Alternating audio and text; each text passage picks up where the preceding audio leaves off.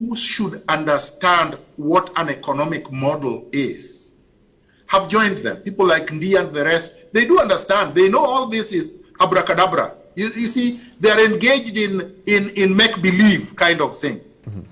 You see, and I've heard the media and other people talk about ideology as if ideology is anything that comes through anybody's mouth. Mm-hmm. You know, scientifically, there are very few ideologies in the world, you know. Capitalism is an ideology, okay? Yes. Communism is an ideology. Marxism-Leninism is an ideology, okay? Socialism is an ideology. Liberalism is an ideology.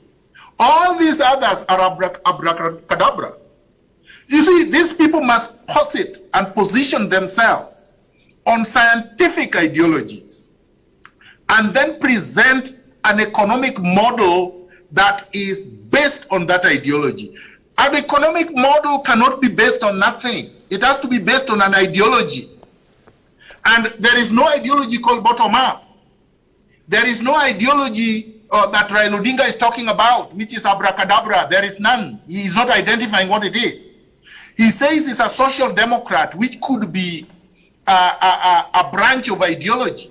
But then what he presents as an economic model is not a social democratic economic model.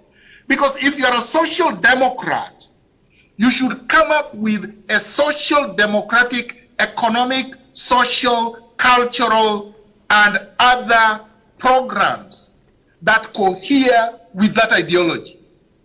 If you're a conservative, you're a capitalist like Ruto, and Odinga is also a capitalist, then you should come up with capitalistic ideas and capitalistic economic models.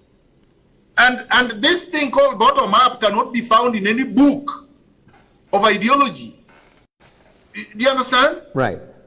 So as long as Kenyans are talking about rubbish and then propelling rubbish into the position of ideology, you can't debate them if you're a serious man. But Dr. Miguna, and I consider myself a serious man. We've seen how they've pulled rallies. We've seen how they've actually mesmerized people with all these ideologies, which they say, you see, these are our numbers. No, they are not ideologies. But I have to say, out of all those, the only person who seems to resonate with what the country, or the majority of Kenyans seem to want to hear is Ruto, because he is a marketer. Do you understand? Mm-hmm. He's a marketer. So he's marketing something. He's the only one who has come close to doing something. It's not ideological, but it's some kind of marketing tool that he's using. So it's a nice marketing tool. That's what it is. Mm-hmm. The bottom one. It sounds chic, it sounds fresh, and it tends to resonate with the ones who have given up. Mm-hmm. Unfortunately, if he takes power, all right, and I say if, I don't say when, I say if. Mm-hmm. If he takes power, it will be back to nothing. The same with Raila, back to nothing. Just meandering around, making the same mistakes we've seen, and if you ask him, didn't you say this? He will say, I did not say that was an ideology, and he will be right, because it is not an ideology.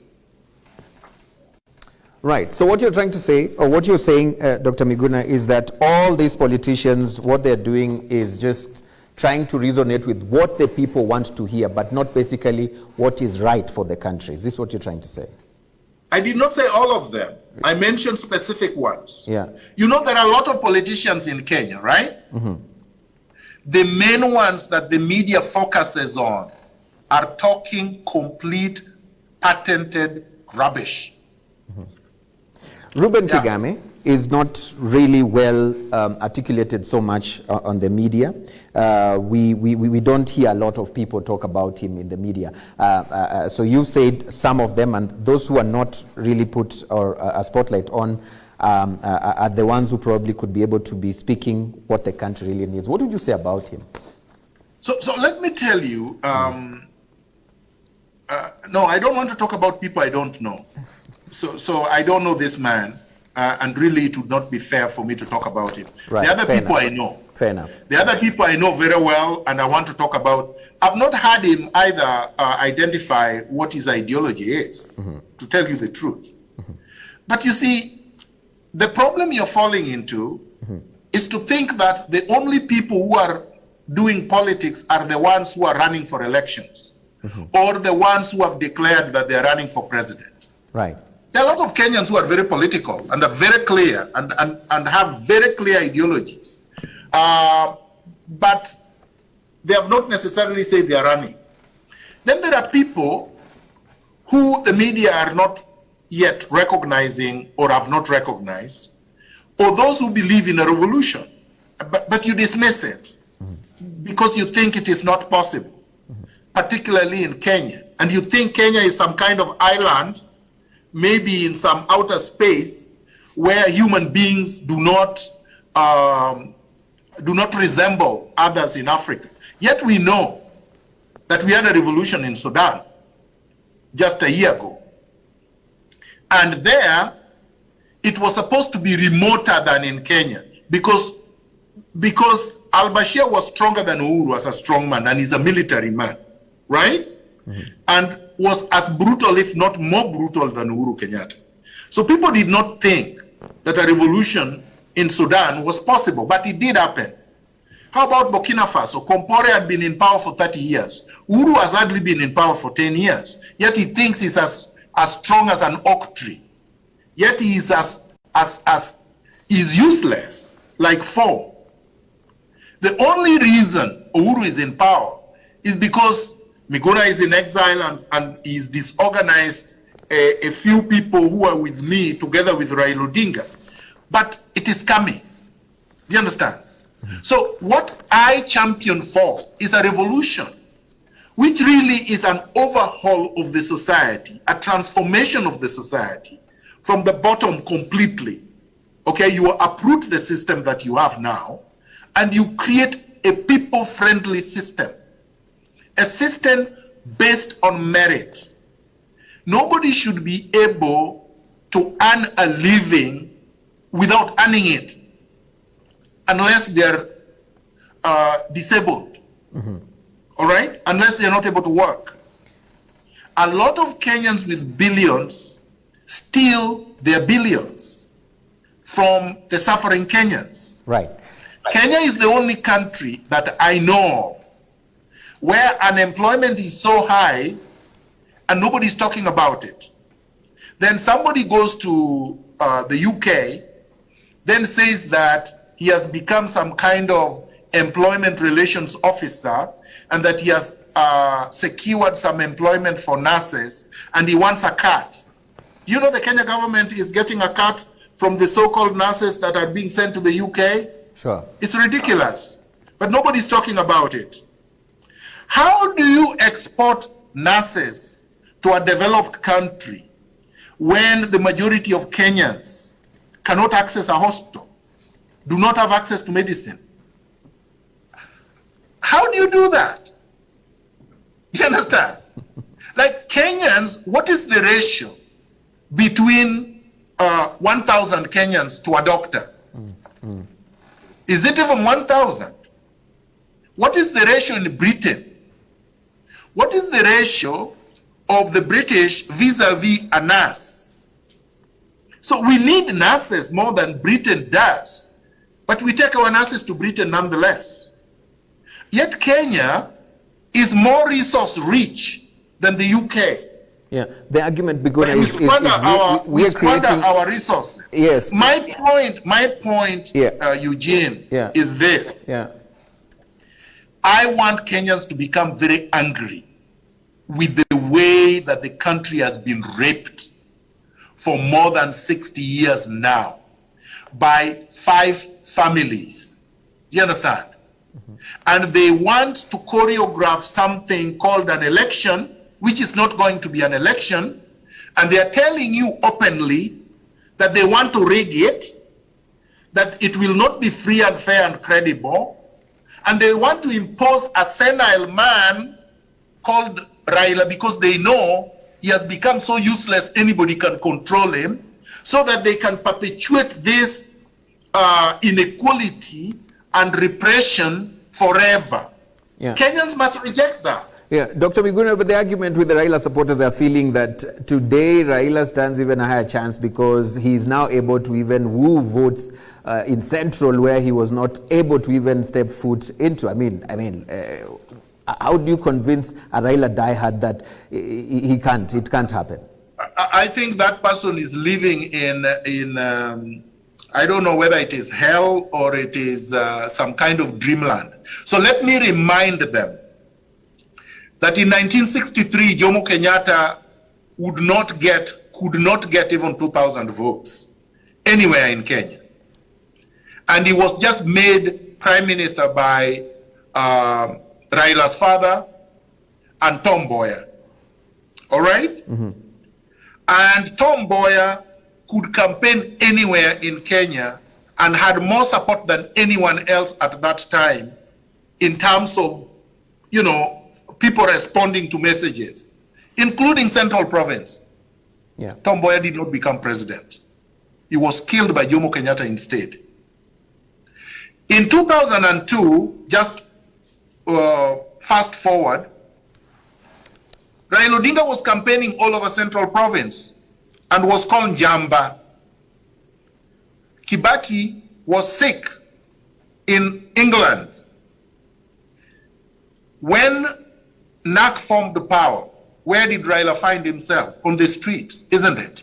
Mm-hmm. Now, so campaigning in Central Province means squat. It means zero, zilch. It is meaningless. And by the way, Kenya is not just Central Province. I want people to understand that Kenya is not just Kikuyus. Yeah. Kikuyus are part of Kenya, but Kenya is not Kikuyu. Mm-hmm. Kenya is not Mount Kenya. And this lack of self-esteem that Raila has vis-a-vis the Kikuyu is a very big problem. He's desperate now, saying that he's climbing Mount Kenya with a donkey. I don't know which donkey is it, whether it is Maina Commander or Murathe or Uhuru, whatever donkey it is. It's not going to give him power. Raila thinks that the so-called deep state would give him power. Why didn't the deep state give him power in 2002? Why didn't the deep state give him power in 2013?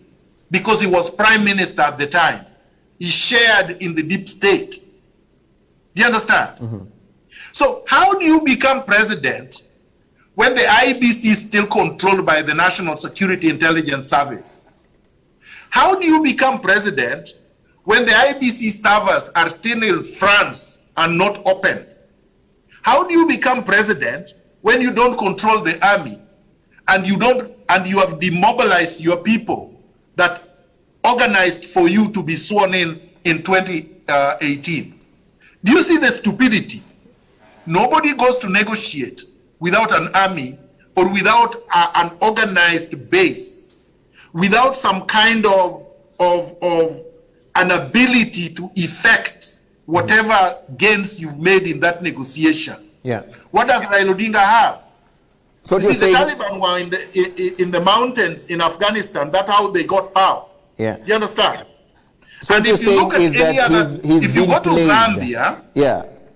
Let me just give that one example. If you go to Zambia, yeah, Hichilema got power because he did not abandon his people. Mm-hmm.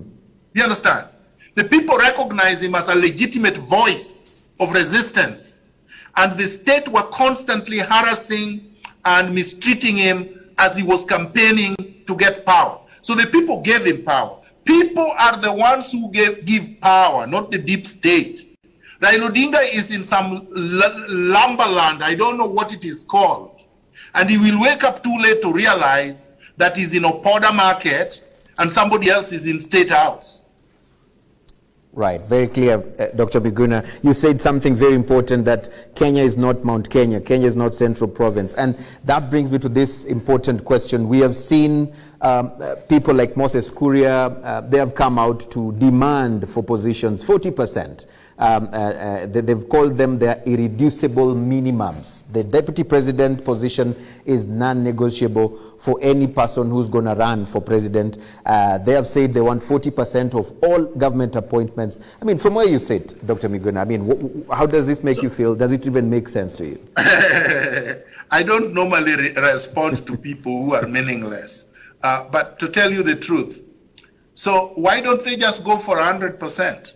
I mean, why don't they, if they think that they control, if they have the numbers and that their numbers determine who becomes president, then let them just go and get it, right? 100%. Like why 40%? Why do you want somebody else who, let's assume that the elections were free and fair and credible and somebody has actually won the elections? Now you are demanding, you have not contested, and you are coming with some myth that you are 40% of the population, which you are not, and therefore you want 40% of the power. They will not get it. Secondly, who are they negotiating with? Because I've not seen on the other side, who is it that has this power that they want to give them 40%? And they're negotiating on behalf of whom? Because their constituency, if in fact Central Province was supposed to be their constituency, and I don't think it is, but let's assume for the sake of argument that it is. It's all with Ruto right now, really. We have to be honest. It's like 99% of it is with Ruto. So what are you negotiating? You're negotiating on behalf of what? Chicken or cattle in Central Province? These are jokers. And then the last point. Who are these?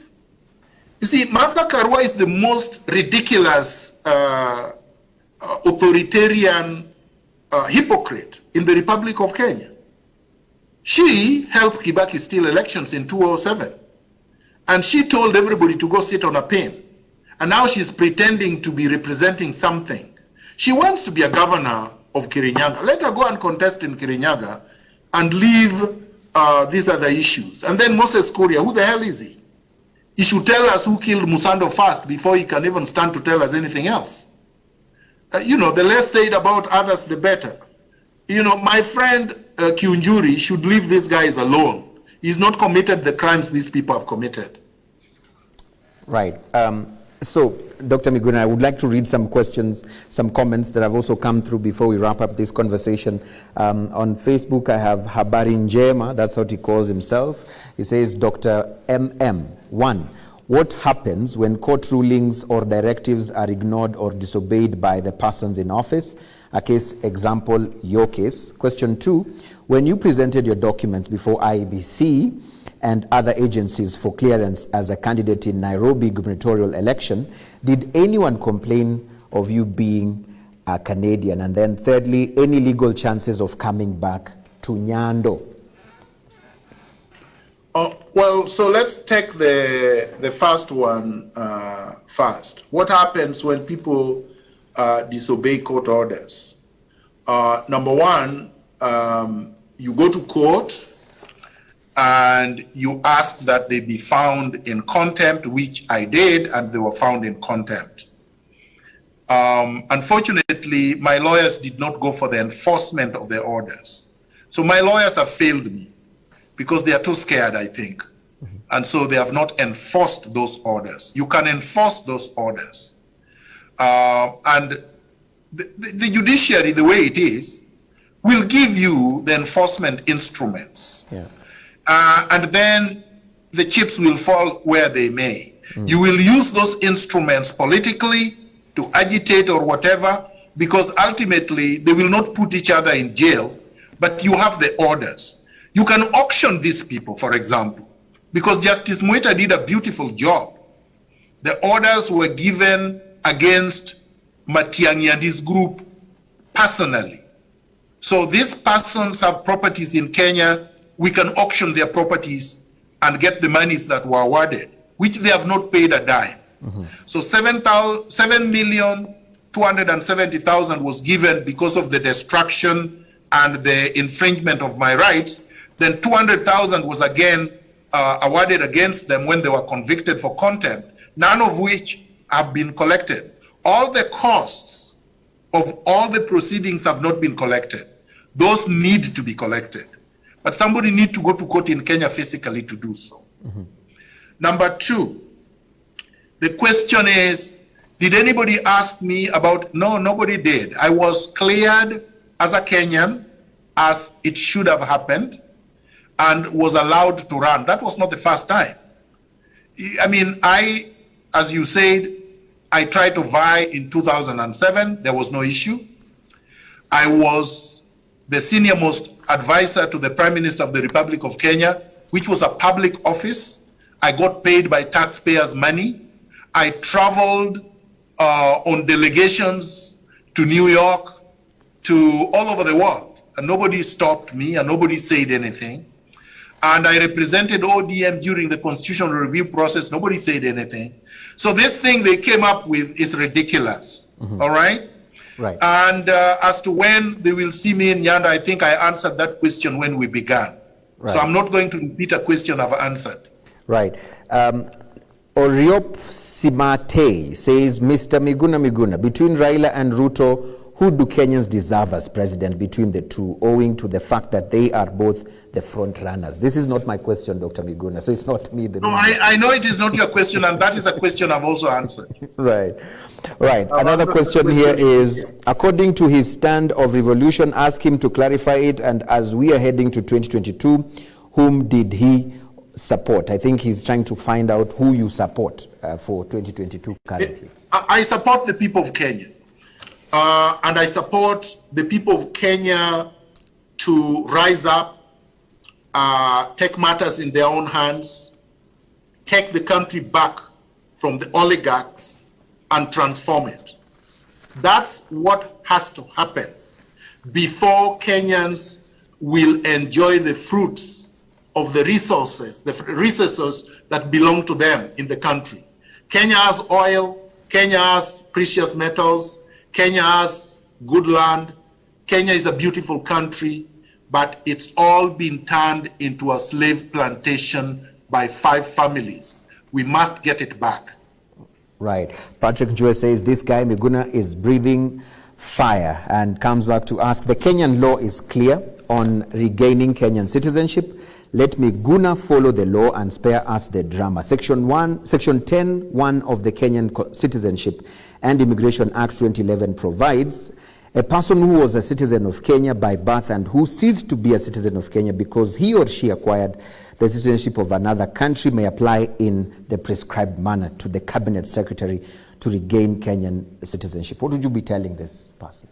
You see, there's nothing to tell him because those arguments were made in court and they were discredited by the judges. You see, the unfortunate thing with these people is that they don't understand how law works. When you have a case, you present it in court and you either win or lose. Yeah. So they have lost more than 30 times against me, all right? And I don't hold any public office. They have lost more than 30 times. They have made that argument more than 30 times in court, including at the Court of Appeal, and they have lost. So the judgment of Justice Mwita, Chacha Mwita of December 14th, 2018 stands. It's not been overturned. And it said, Miguna is a Kenyan citizen by birth. He never lost his citizenship. Period. Do you understand? Yeah. The passport was taken to him illegally and should be returned unconditionally. Miguna must be allowed to come to Kenya unconditionally. Justice Korir on the 6th of January 2020 said, Miguna is allowed to come to Kenya with his national ID card or the passport Matiang'i and his group destroyed in his destroyed state. So I'm not going to argue. These people had the opportunity to argue in court, and they had a lot of lawyers, and they had the state on their side, and they have lost repeatedly. I'm very happy that I've won every time. And really, anybody who imagines that I can lose citizenship by doing nothing, you understand? Yeah.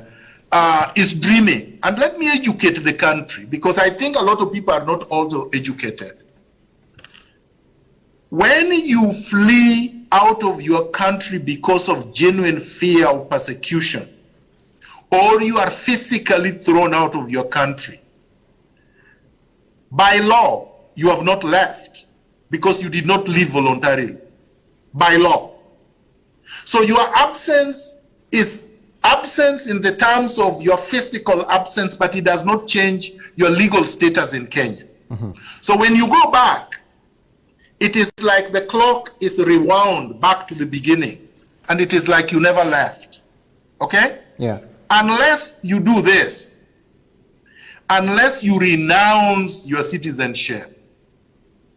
And remember, these people also are aware that I did not renounce Kenyan citizenship.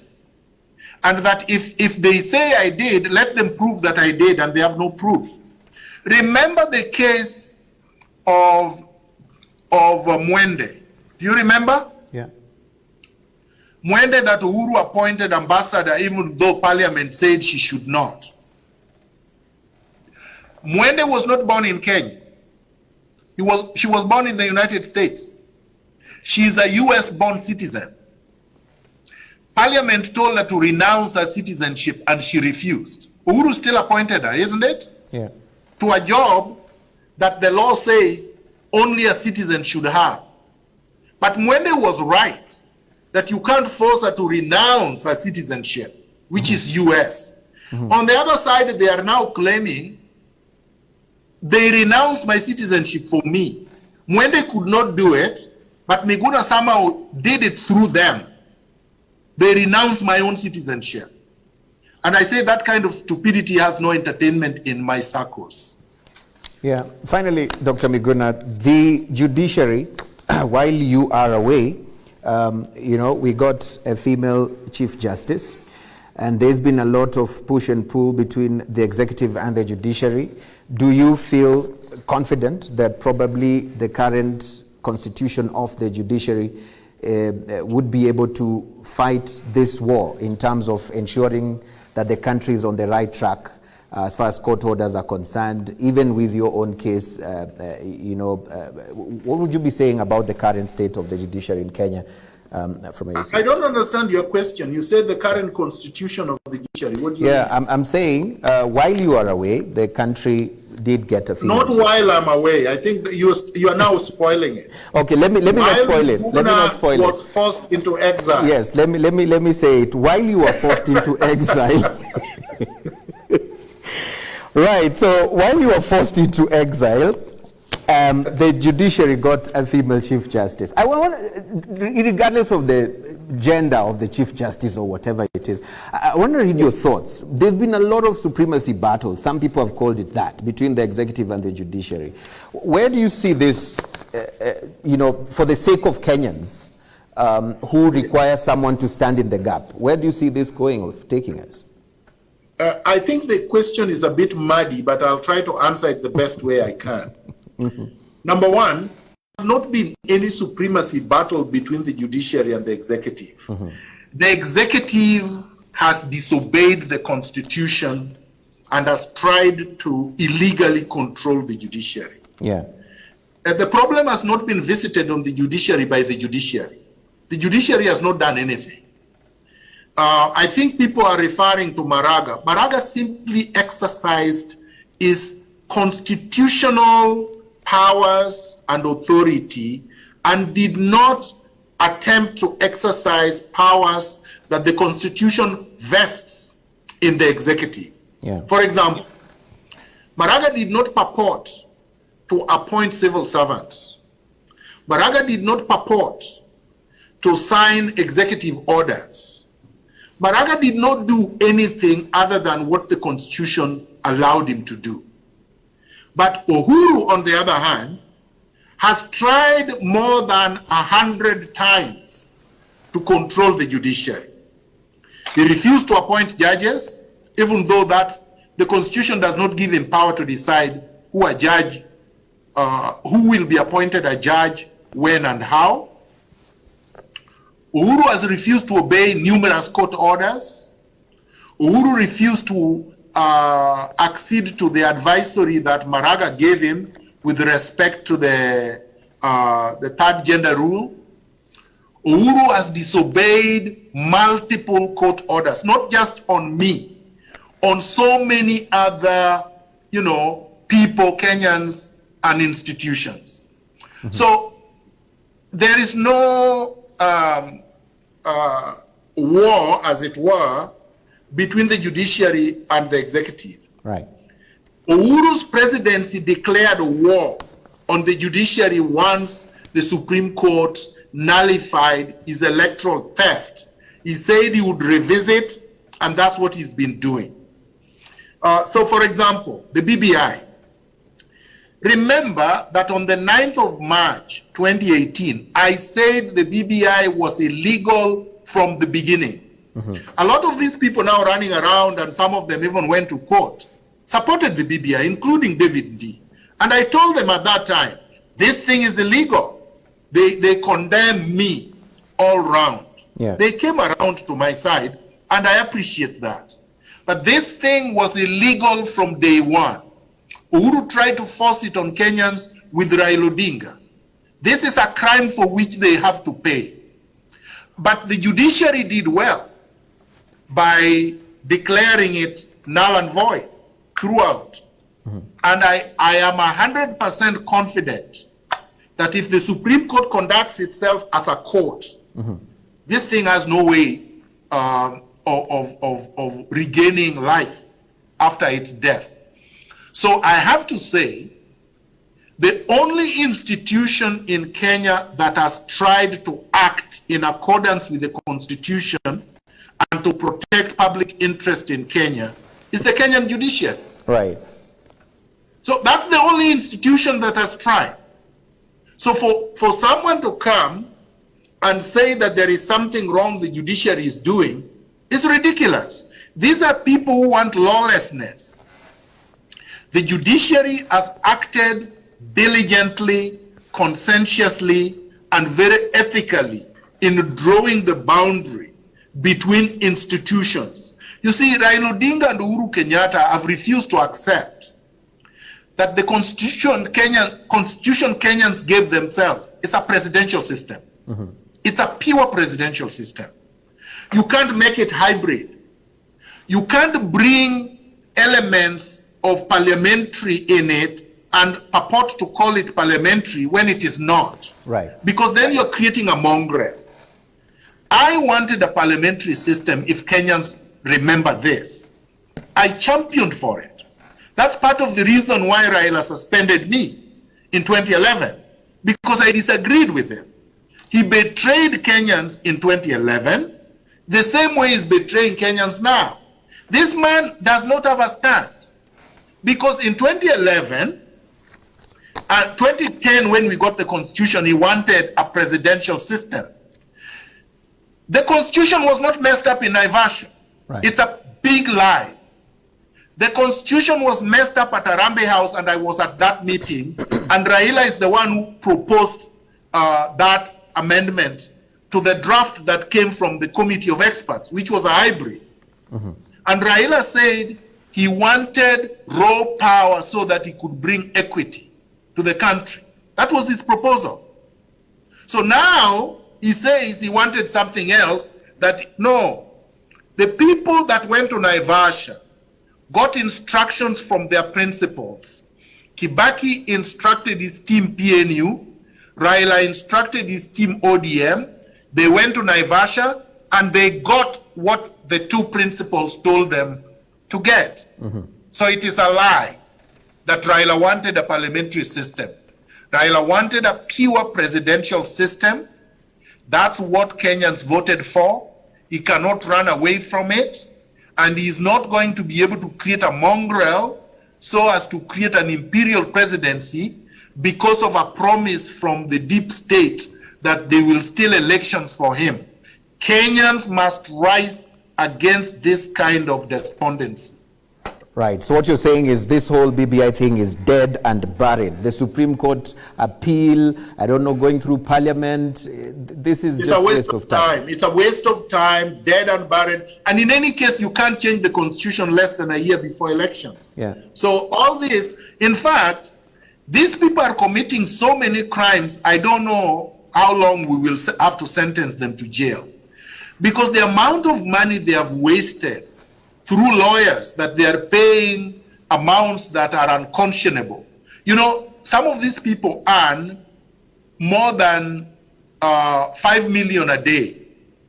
You know, people like Githu Muigai, it's theft at a scale that has never been known. They have been earning insane figures, all right? Mm-hmm.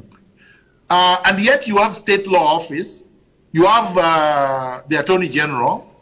These people are paid not to go to court. And then they are paid to lose cases. Then they appeal frivolously to lose more because that is the only way they can steal. Mm-hmm. The whole system is rotten through and through. Right. Dr. Miguna, to end it at this particular point, I must accept there's some comments here. The man with the same name twice has done it again. Miguna, the man of the era. And there's Davis Atundo says, Eti Anangwe ameona moto. Dr. I came prepared, but if we are to count the scores, what would you be able to give? It's done in good faith. I don't give scores. Yeah. It's a good interview, and let the chips fall where they may. Thank you very much for inviting me, and I appreciate it. Thank you so much, Dr. I hope we'll do this again next time. Yes, you gave me a platform, so I have to appreciate that, the fact that you did. Yeah. But as they say, it comes with the territory. Right. Asante. What I'm going to do after this, I'll definitely grab copies of the books and I will read them, and then we'll have another conversation. Please do. And if you want to discuss them from a point of knowledge. Asante sana, Daktari. Thank you for your time. Thank you very much. Stay safe. All right, thank you very much. There you have it. Of course, Dr. Miguna joining us live all the way in Canada. As we promised, we would be able to have that conversation. Thank you so much to the many of you who've been tweeting. Some of you have been able to send us your comments through our online platforms. Alan Omondi, you said that this is a question to Miguna. If you were a presidential aspirant, which ideology could you bring with you? Definitely the general has gone. You've also said Raila disagreed with me because I wanted parliamentary system. These are some of the feedback or some of the comments that are coming through our social media platforms. Remember, the conversation ends here on these four walls, but continues across our digital platforms. The hashtag, as always, is the bottom line KE. We are here every Monday from 9 p.m. to just try to make sense of the various political events in this beautiful country of ours. My name, as always, is Eugene